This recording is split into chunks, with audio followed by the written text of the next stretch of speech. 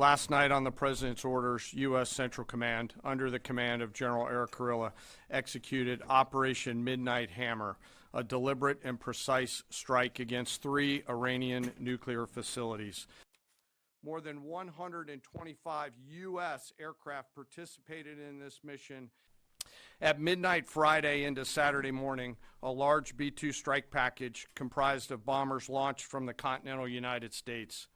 As part of the plan to maintain tactical surprise, part of the package proceeded to the west and into the Pacific as a decoy, a deception effort known only to an extremely small number of planners and key leaders here in Washington and in Tampa. The main strike package, comprised of 7 B-2 Spirit bombers, each with 2 crew members, proceeded quietly to the east with minimal communications. The Operation Midnight Hammer strike package entered Iranian airspace. The U.S. employed several deception tactics, including decoys, as the 4th and 5th generation aircraft pushed out in front of the strike package at high altitude and high speed, sweeping in front of the package for enemy fighters and surface-to-air missile threats. The safety of our service members and civilians. We are currently unaware of any shots fired at the U.S. strike package on the way in. At approximately 6:40 p.m. Eastern Standard Time, 2:10 a.m. Iran time, the lead B-2 dropped 2 GBU-57 massive ordnance penetrator weapons on the first of several aim points at Fordo. As the President stated last night, the remaining bombers then hit their targets as well, with a total of 14 MOPs dropped against 2 nuclear target areas.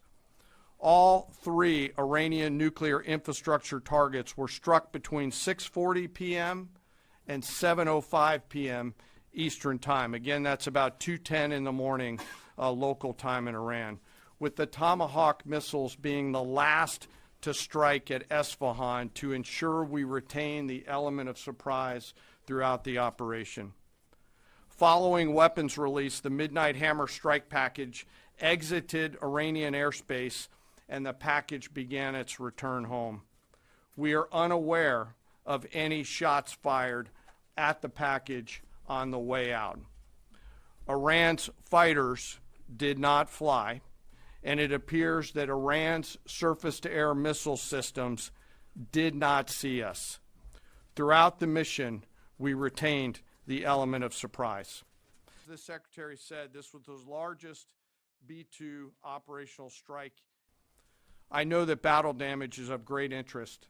Final battle damage will take some time, but initial battle damage assessments indicate that all 3 sites sustained extremely severe damage and destruction. We will take a few questions, Phil. Me? Yeah. So, is regime change off the table, Mr. Secretary? This mission was not and has not been about regime change.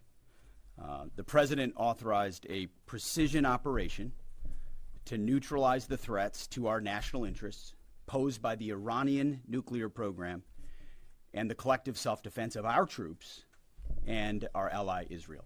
Secretary Hegseth, as a global war on terrorism veteran, what do you say to veterans who may be concerned the U.S. is getting into another open-ended war in the Middle East over weapons of mass destruction? Just say, as the President has directed and made clear, this is most certainly not open-ended. It doesn't mean it limits our ability to respond. We will respond if necessary. The most powerful military in the world is postured and prepared to defend our people. But what the President gave us, as I said, was a focused, powerful, and clear mission on the destruction of Iranian nuclear capabilities. Those were the targets. That's what was struck. That's what was overwhelming. That's what was overwhelming. That's what the Iranian regime needs to understand, as the President put out last night. He wants peace. There needs to be a negotiated settlement here. We ultimately demonstrated that Iran cannot have a nuclear capability. That is a very clear mission set on this operation. If you like the video, do like, comment, share and subscribe.